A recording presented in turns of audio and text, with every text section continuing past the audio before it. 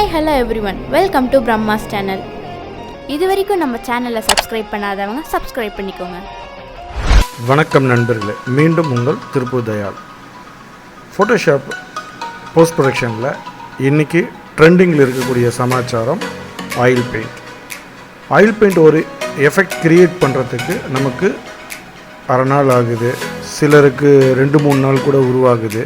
ஆனால் திரும்ப அதே மாதிரியான ரிசல்ட்டை கொண்டு வரதுக்கு நம்ம சிரமப்படுறோம். ஒரு வெட்டிங் ஃபோட்டோகிராஃபர்ஸ்க்கு திரும்ப அதை கொண்டு வரதுக்கு ஆக்ஷன் க்ரியேட் பண்ணாலோ மற்ற எது பண்ணாலோ திரும்ப அதே மாதிரியான ஒரு லுக் கொடுக்கறதுக்கு சிரமப்படுறோம்.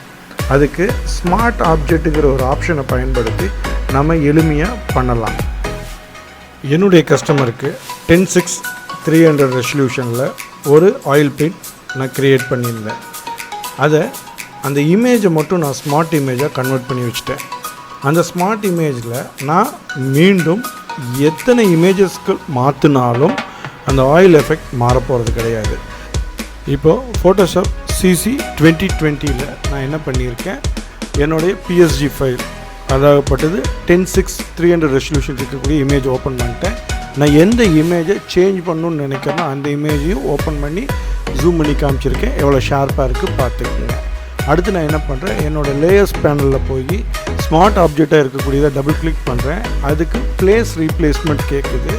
அங்கே நான் என்னுடைய இமேஜஸை காப்பி பேஸ்ட் கொடுத்து சேவ் பண்ணுறேன்.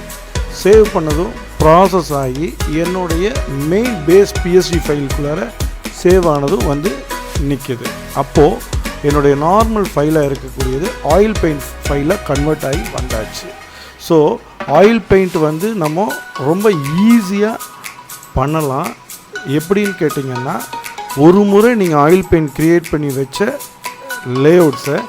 லேயர்ஸை நீங்கள் ஸ்மார்ட் ஆப்ஜெக்டாக கன்வெர்ட் பண்ணி வச்சுக்கிட்டீங்க அப்படின்னா அடுத்தடுத்து உங்களுக்கு ஆயில் பெயிண்ட் எஃபெக்ட்ஸ் ஈஸியாக முடிஞ்சிடும். இது இந்த ஒரு படத்துக்கு மட்டுமல்ல, ஒரே மாதிரியான லைட்டிங்க்கான எஃபெக்ட் உள்ள படங்களுக்கும் அல்ல, வேறு விதமான அல்லது வேறு இடங்களில் எடுக்கப்பட்ட இன்டோர் அவுட்டோர் படங்களாக இருந்தாலும் பெயிண்டிங் எஃபெக்ட் இமேஜஸை க்ரியேட் பண்ணலாம். அடுத்ததாக ஒரு அவுட்டோர் ஃபைலு, அதையும் இமேஜ் ரீப்ளேஸ்மெண்ட் மூலிமா ஆயில் பெயிண்ட் எஃபெக்டை உருவாக்கி காமிச்சிருக்கேன். For your doubts and clarification comment பண்ணுங்க. என்றும் அன்புடன் உங்கள் திருப்பூர் தயாள். இந்த வீடியோ உங்களுக்கு பிடிச்சிருந்துச்சுன்னா லைக் பண்ணுங்க, ஷேர் பண்ணுங்க.